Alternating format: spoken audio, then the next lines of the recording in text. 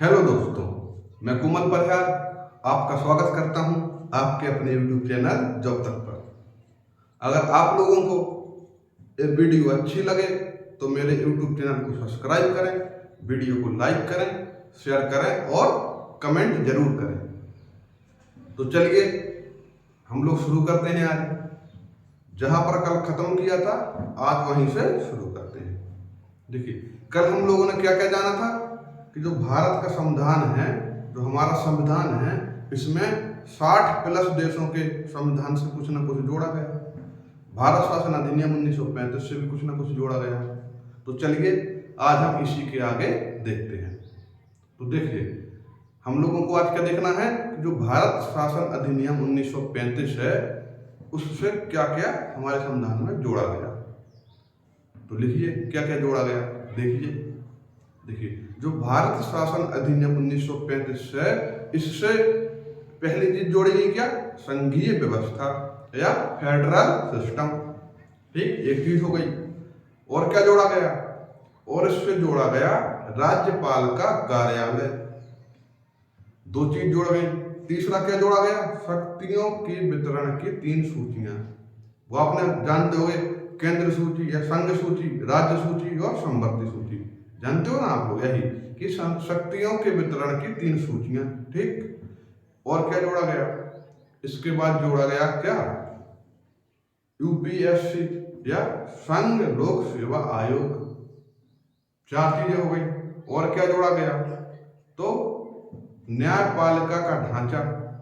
5 चीज हो गई। क्या, न्यायपालिका का ढांचा।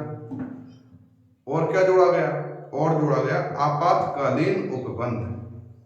ठीक, तो 6 चीजें जोड़ी गई। तो चलिए हम लोग जानते हैं अब क्या, संघीय व्यवस्था। इनको तो समझ लिया क्या क्या जोड़ा गया। अब जोड़े गए इनके बारे में भी थोड़ा थोड़ा हम लोग जान लेते हैं। तो देखिए, पहला क्या, संघीय व्यवस्था। देखिए, संघीय व्यवस्था होती क्या है। देखिए, भारत एक संघ है, तो अगर संघ है तो इसकी 2 बॉडी होंगी या 2 से अधिक बॉडी होंगी। अगर संघ होगा तो भारत की कितनी बॉडी है, भारत की 2 बॉडी है। कौन कौन, एक केंद्र और एक राज्य।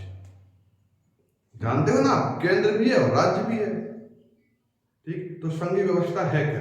देखिए, केंद्र व राज्यों के बीच शक्तियों और कार्यों का स्पष्ट रूप से बंटवारा करना भी क्या है, संघीय व्यवस्था है।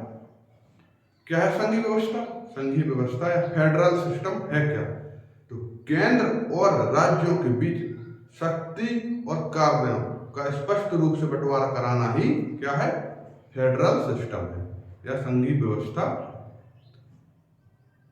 अब इसको चलिए हम एक उदाहरण से समझते हैं। देखिए, जो संघीय व्यवस्था है इसका उचित एग्जाम्पल क्या है, वित्त आयोग। वित्त आयोग तो जानते होगे ना। ठीक, तो वित्त आयोग, जो वित्त आयोग है इसका गठन कौन, राष्ट्रपति करता है 5 साल के लिए। कितने समय के लिए, 5 साल के लिए। अब इसका कार्य क्या होता है, देखिए, जो वित्त आयोग होता है यह है केंद्र सरकार में के पास 1 साल में जितना धन आता है, क्या 1 साल में केंद्र सरकार के पास जितना धन आता है, वो चाहे जीएसटी से हो, ठीक है, कहीं से हो, आयकर से हो, जितना भी प्रॉफिट होता है 1 साल में, जितना भी धन आता है, उनका केंद्र और राज्यों के बीच बंटवारा करना ही क्या, वित्त आयोग का काम होता है। जैसे मान लीजिए केंद्र के पास 1 साल में 100 रुपए आए, कितने, 100 रुपए आए, तो वित्त आयोग डिसाइड करेगा कि 60 रुपए केंद्र को दे दिए और 40 रुपए राज्यों को दे दिए। और इन 40 रुपयों को किस प्रकार से राज्यों को बांटेगा कि यूपी को कितना देना, समझ रहे हो ना, महाराष्ट्र को कितना देना, एमपी को कितना देना, राजस्थान को कितना देना, गुजरात को कितना देना, एक 39 में से उनका भी बंटवारा करेगा। तो मोटे तौर पर देखा जाए तो वित्त आयोग केंद्र व राज्यों के बीच धन का बंटवारा करवाता है। और संघीय व्यवस्था क्या है, संघीय व्यवस्था है कि केंद्र व राज्यों के बीच किसका, शक्तियों व कार्यों का स्पष्ट रूप से बंटवारा ही क्या है, संघीय व्यवस्था। तो मैंने एक उदाहरण बता दिया संघीय व्यवस्था का, जैसे वित्त आयोग। देखिए, केंद्र व राज्यों के बीच कोई भी संस्था बंटवारा कराते हो या कोई भी चीजों का बंटवारा हो रहा है अगर केंद्र और राज्यों के बीच, तो वो क्या संघीय व्यवस्था के अंतर्गत आएगी। तो जैसे कि मैंने बता दिया संघीय व्यवस्था का उचित एग्जाम्पल्स क्या है, वित्त आयोग।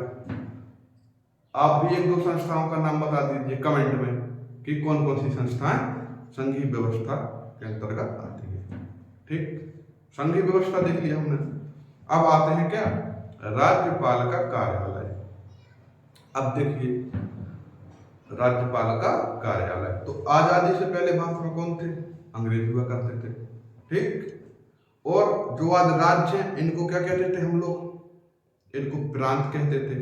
तो आजादी के पहले इन प्रांतों के जो मुखिया हुआ करते थे, राज्यपाल गवर्नर हुआ करते थे, आजादी के बाद हम लोगों ने उन्हीं को राज्य का मुखिया बना दिया या गवर्नर बना दिया। समझ रहे हो, तो ये क्या होगा, राज्यपाल का कार्यालय। अगला क्या है, ये इंपोर्टेंट है क्या, अगला है शक्तियों के वितरण की 3 सूचियां। देखिए ये बहुत इंपोर्टेंट है, शक्तियों के वितरण की 3 सूचियां। अब जानेंगे, देखिए अगर संघ होगा तो उसकी 2 बॉडी होंगी, एक केंद्र होगा एक राज्य होगा। तो हमारे भारत की 2 बॉडी है, कौन कौन सी, एक केंद्र भी है और एक राज्य भी है। तो अब जो केंद्र है इसके लिए एक सूची होगी जिसमें उसके बारे में दिया गया होगा कि केंद्र इन विषयों पर कानून बनाएगा। तो ठीक है, केंद्र है, संघ सूची हो गई। एक होगी राज्य सूची, तो राज्य सूची है कि इन विषयों पर राज्य कानून बनाएगा। पर हमारे भारत में कितनी सूची हैं, 3 सूचियां हैं। कौन कौन सी, संघ सूची, राज्य सूची और एक समवर्ती सूची। कितनी, 3 सूची हैं। तो समवर्ती सूची क्या हुआ, जो समवर्ती सूची है इसमें केंद्र व राज्य दोनों कानून बना सकते हैं। क्या, केंद्र व राज्य दोनों कानून बना सकते हैं। तो समझ में आया, शक्तियों के वितरण की 3 सूचियां, केंद्र सूची, राज्य सूची और संघ सूची, संघ सूची, राज्य सूची और समवर्ती सूची। ठीक, तीसरी कौन सी है, समवर्ती सूची है। जो संघ सूची है उसमें केंद्र बनाएगा, जो राज्य सूची है उसमें राज्य बनाएगा, जो समवर्ती सूची है उसमें दोनों कानून बनाएंगे। तो अब आते हैं संघ सूची पे हम लोग। देखिए जो संघ सूची है इसमें कितने विषय दिए हुए हैं। जो संघ सूची है इसमें 100 विषय दिए हुए हैं। कितने, 100 विषय।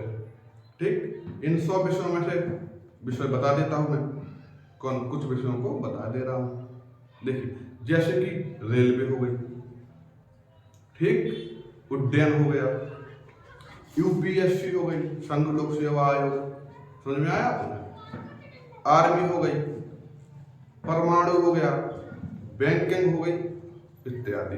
ये क्या हुए, ये संघ सूची के उदाहरण है। समझ में आया। अब आप लोग देखिए, जैसे रेलवे है, क्या रेलवे, तो क्या आपने किसी राज्य को देखा है कि इस राज्य ने इतने किलोमीटर तक क्या रेलवे ट्रैक बिछा दिया, देखा, आपने नहीं देखा होगा। क्या यूपी ने इतनी ट्रेनें चला दी या महाराष्ट्र ने इतनी ट्रेनें चला दी, वो हटाइए। क्या उत्तर प्रदेश कभी रेलवे के लिए वैकेंसी निकालता है, क्या यूपी ने इतनी वैकेंसी निकाल दी या गुजरात ने इतनी वैकेंसी निकाली रेलवे के लिए, नहीं निकालता ना। तो क्या हो गया, केंद्र का विषय, इस पे केवल केंद्र सरकार ही कानून बना सकती है। एक हो गया क्या, आर्मी देख लीजिए, सेना। क्या आपने देखा है कि कोई राज्य सेना के लिए कोई कानून बनाए या कुछ, या किसी स्टेट ने आर्मी के लिए इतनी भर्ती निकाली हो, नहीं देखा होगा। तो ये क्या है, इन पर केंद्र विषय बनाएगा। यूपीएससी, संघ लोक सेवा आयोग, ये क्या है, केंद्र के विषय है। ठीक, परमाणु केंद्र का विषय है। तो ये सब क्या हो गए, एक केंद्र के विषय हो गए। इन पर केवल केंद्र सरकार ही कानून बना सकती है। अब आइए कहां पर, अब आते हैं राज्य सूची पर। तो राज्य सूची के विषय देखते हैं। जो राज्य सूची है इसमें कितने, 61 विषय दिए हुए हैं। कितने, 61 विषय। इनमें से देख लीजिए, कुछ उदाहरण देता हूं। पुलिस क्या है, राज्य सूची का विषय है। कानून व्यवस्था राज्य सूची का विषय है। ठीक, कृषि कहाँ के हो गया, कृषि हो गया समवर्ती।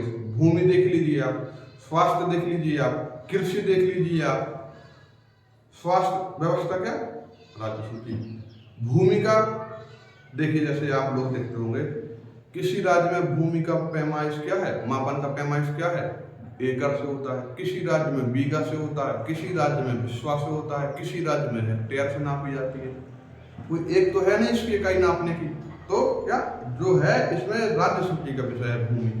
ठीक, जैसे पुलिस हो गई, किसी पुलिस का क्या टाइम पीरियड कितना होता है, इतने दिन का होता है, बोले क्या मतलब ट्रेनिंग पीरियड कितने साल के लिए, इतने 2 साल ट्रेनिंग करेगा। क्या किसी राज्य की वर्दी अलग कलर की है, समझ रहे हो, उत्तर प्रदेश की कुछ अलग है तो राजस्थान की कुछ अलग है, समझ में आया। या यूपी के लिए पुलिस क्या, हम लोग वेट कर रहे हैं बच्चे कांस्टेबल की, 2 साल से दे रहे नहीं, तो ये क्या है, यूपी या पुलिस राज्य का विषय है, पुलिस कानून क्या है, राज्य का विषय है।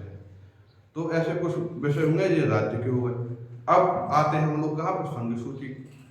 संघ हो गई, संघ तो पढ़ लिया हमने, राज्य भी पढ़ ली। अब आते हैं हम लोग संवर्ती सूची पर। संवर्ती सूची में कितने विषय होंगे, तो संवर्ती सूची में बच्चों कितने 52 विषय दिए हुए हैं, कितने 52 विषय। अब इनके कौन कौन से विषय हो गए, जैसे हो गए वन हो गया, बिजली हो गई, व्यापार हो गया, विवाह हो गया, कारखाने हो गए, समझ में आया। तो आदि विषय क्या हैं, ये हो गए संवर्ती सूची के। विवाह मतलब जो स्टाम्प ड्यूटी ले, आप लोग कोर्ट मैरिज करते हो तो वहां पे जो शुल्क लगता है थोड़ी बहुत, वो किसी राज्य का अलग, उस पर राज्य सरकार भी ले सकती है, समझ रहे हो। तो वन, बिजली, विवाह, व्यापार, ठीक, कारखाने, ये सब किसके हैं, संवर्ती सूची के विषय हैं।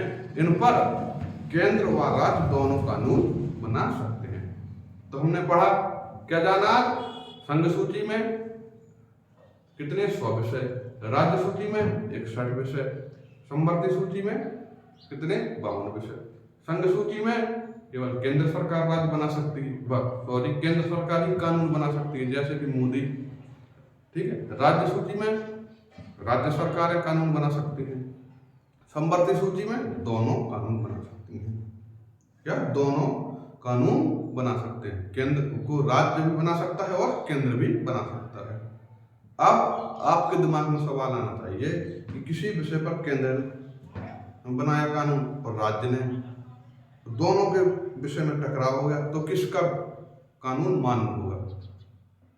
अगर कोई कानून केंद्र ने बनाया और यहाँ राज्य ने बनाया, समझ रहे हो, और दोनों के कानून में टकराव हो गया तो किसका कानून मान्य होगा। दिमाग में तो सवाल आना चाहिए कि केंद्र का माना जाएगा या राज्य का माना जाएगा। तो देखिए, आर्टिकल या अनुच्छेद 252 कहता है कि यदि केंद्र विधि व राज्य विधि में टकराव होता है तो राज्य विधि को उस सीमा तक निरस्त कर दिया जाएगा जिस सीमा तक वो केंद्र विधि का विरोध कर रहा हो। समझ में आया कि उस सीमा तक निरस्त कर दिया जाएगा जिस सीमा तक वो केंद्र विधि का विरोध कर रहा हो। अर्थात अगर केंद्र व राज्य की किसी कानून में टकराव होता है तो केंद्र का कानून माना जाएगा।